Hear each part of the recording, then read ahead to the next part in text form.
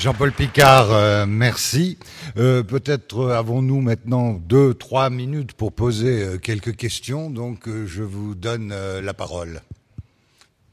Oui, monsieur, si vous pouvez vous présenter en même temps que vous posez votre question. Merci beaucoup, je m'appelle Patrick Bord. J'ai des questions courtes qui demandent peut-être des réponses courtes. Vous ne croyez pas, monsieur de Boissieu, à l'implosion de l'euro ?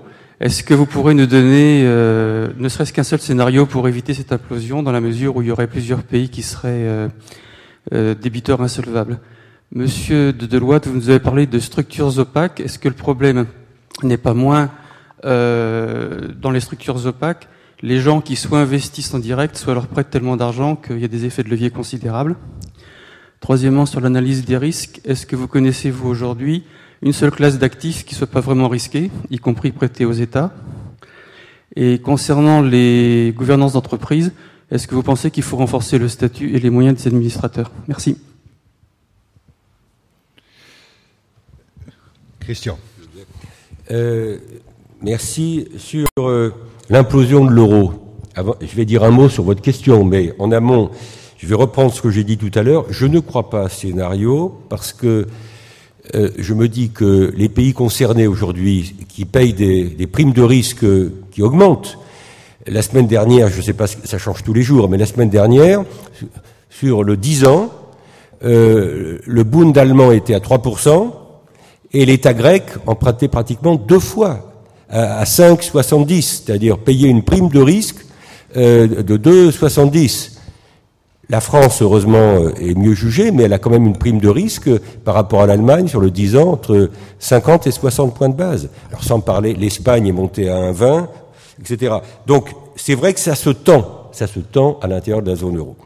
Pourquoi j'ai dit que je ne croyais pas au scénario d'imposition? Parce que je répète que si jamais tel ou tel pays d'Europe du Sud, parce qu'il s'agit en général d'eux en ce moment, a dans l'idée de sortir, les primes de risque ne seront pas de 250 points de base. Elles monteront à des sommets. Monsieur Berlusconi, dans sa première présidence du Conseil, il y a 4 ou 5 ans, avait laissé entendre le fait que l'Italie pourrait avoir l'idée de sortir de la zone euro. Très vite, il s'est ravisé, on n'en a plus parlé, parce que très franchement, ça ferait totalement déraper encore plus les finances publiques italiennes, par montée des charges d'intérêt de la dette, augmentation du déficit, re-augmentation des primes de risque, le cercle vicieux, justement que l'euro a permis d'éviter. Alors comment est-ce qu'on gère ça, c'est votre question. Il y a 3 solutions, 3 ou 4 scénarios qui d'ailleurs sont compatibles. Le premier, ça serait que les pays de la zone euro qui ont les moyens, il y en a de moins en moins, viennent au secours des pays en difficulté, ce qu'on appelle en anglais l'hypothèse du bail-out, venir au secours d'eux. Le traité de Maastricht a exclu ce scénario du bail-out. Le traité de Maastricht, c'est no bail-out à l'intérieur de la zone euro, et ça a été écrit dans le traité de Maastricht, la demande des Allemands. Donc, il n'y a pas de procédure, il n'y a pas de mécanisme à l'intérieur de la zone euro, en dehors du pacte de stabilité et de croissance, mais qui ne gère pas vraiment ces problèmes de dérapage sur les primes de risque, etc. Il n'y a pas de procédure. Donc, la charité ou la philanthropie à l'intérieur de la zone euro, j'en doute, où les Allemands viendront aider les Italiens ou les Grecs le jour où ils auront le sentiment que c'est de l'intérêt des Allemands de le faire. Bon, on n'en est peut-être pas encore là. Deuxième scénario, les pays eux-mêmes annoncent assez rapidement des programmes crédibles de redressement de leurs finances publiques. J'insiste sur l'adjectif crédible. Parce que si le programme de redressement des finances publiques de la Grèce, de l'Italie, de l'Espagne, à l'horizon de 5 ou 10 ans n'est pas crédible, ça ne changera rien sur les primes de risque. Et troisième scénario, compatible avec le deuxième, c'est, je l'ai dit, c'est éventuellement que tel ou tel pays en difficulté fasse appel au Fonds monétaire international. Voilà les trois scénarios que j'ai en tête. Il y en a peut-être d'autres, mais les 2 derniers me paraissent assez compatibles. Merci, Christian de Boissieu. Monsieur Picard, si vous voulez répondre rapidement, puis on donnera une conclusion aussi rapide à Monsieur Bernardin.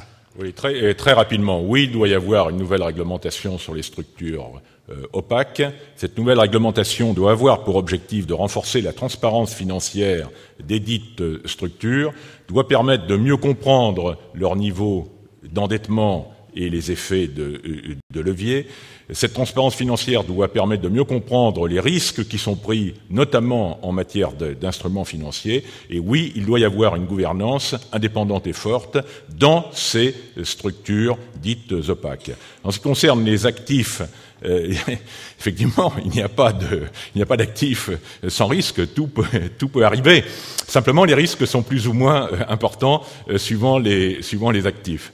En ce qui concerne la gouvernance dans un sens général, la gouvernance des entreprises, mais peut-être de manière plus large, la gouvernance au niveau mondial, doit être sans aucun doute renforcée. Oui. Merci. Jean-François Bernardin, un mot peut-être rapide de conclusion, et on aura normalement tenu notre timing d'1h15. De conclusion, ça serait bien prétentieux. Non, peut-être deux remarques simples. La première, c'est qu'on est censé savoir que toutes les bulles finissent par exploser. Elle a explosé. On sait que toutes les bulles finissent par... Enfin, le fait qu'elles se défassent, il y a un moment où ça s'arrête, et ça s'arrête pour une raison simple, c'est qu'en fait, l'économie, ça repose sur les besoins des gens. Et les besoins des gens, ils demeurent. Donc tout le monde sait que ça va, à un moment quelconque, s'arrêter et repartir dans le sens positif. Ce qu'on ne sait pas, c'est quand, ni à quelle vitesse. Alors le quand, moi je suis de ceux qui pensent qu'aujourd'hui, la parole va devenir essentielle. Parce que si tout le monde dit que ça va être dramatique et que ça ira de pire en pire, ça va devenir de pire en pire.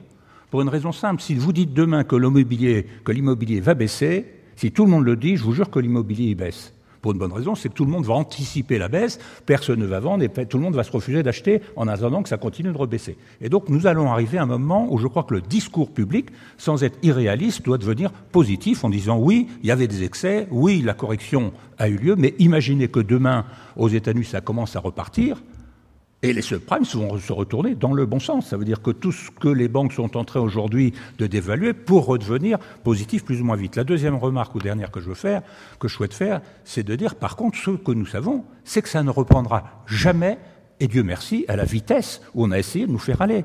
Parce qu'en réalité, l'économie a été dopée à l'endettement. Rappelez-vous les demandes de retour sur investissement de 15%.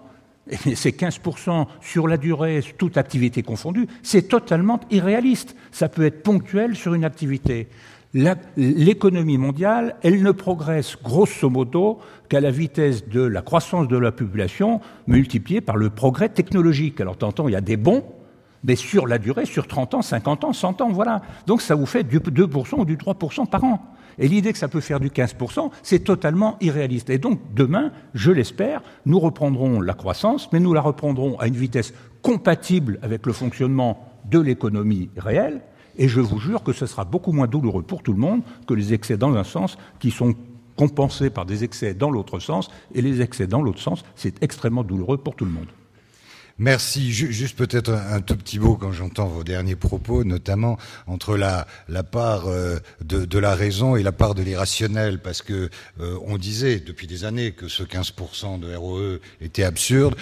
Ça fait 15 ans, 20 ans qu'on pond, excusez-moi, régulièrement des rapports sur la gouvernance. Donc on savait tout ça.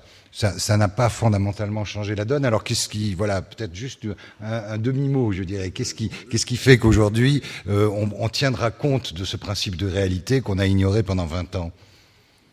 On peut penser que les différentes études, les différentes commissions parlementaires, un peu partout dans le monde, puis une réaction saine, finalement, des acteurs économiques, font que les réglementations, les déontologies vont s'améliorer. Moi, je suis extrêmement positif sur cet aspect-là. Oui, il va y avoir des changements. Oui, la confiance va se retrouver, mais elle va se retrouver parce qu'il va y avoir des actions concrètes dans ce domaine.